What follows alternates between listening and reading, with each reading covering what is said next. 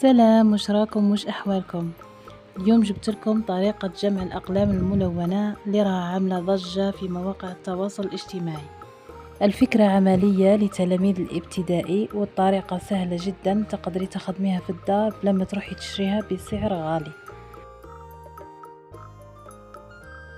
نحتاج هذا الخيط الملون ما يديرش عقد كيما خيط الصنارة. نحتاج كريستال على شكل حروف باش تكتبي الاسم اللي تحبيه، ونحتاج طبعا مبرات. نحتاج أيضا الولاعة والمقص.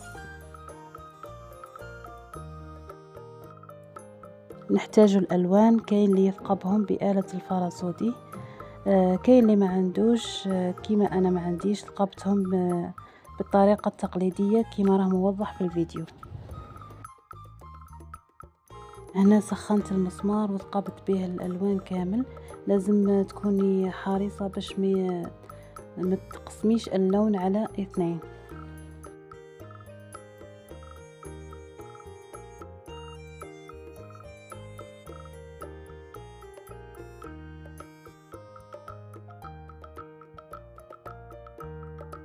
طبعا نفس الشيء بالنسبة للمبرات، تاني تثقبوها باش نركبوا فيها الخيط هذاك.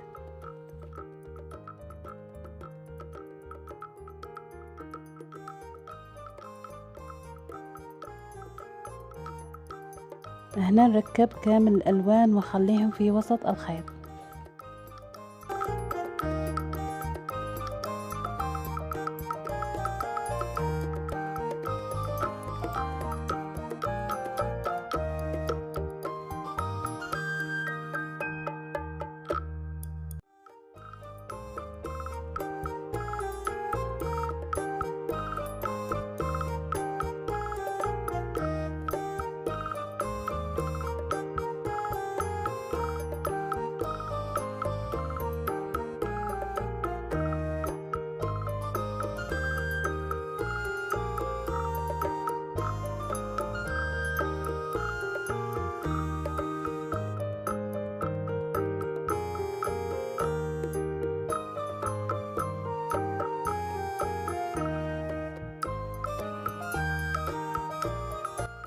هنا نركب الحروف في الخيط الأول والثاني مع بعض.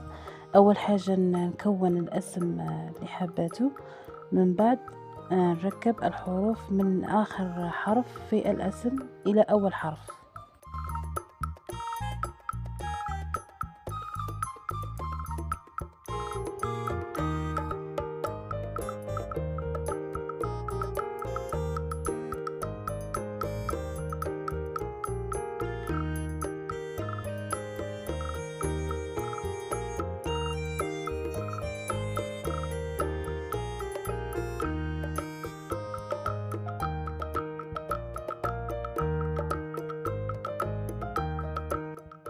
بعدها نركب الخيط في المبرات ونشكل عقدة من الجهة الخلفية كما راكم تشوفوا.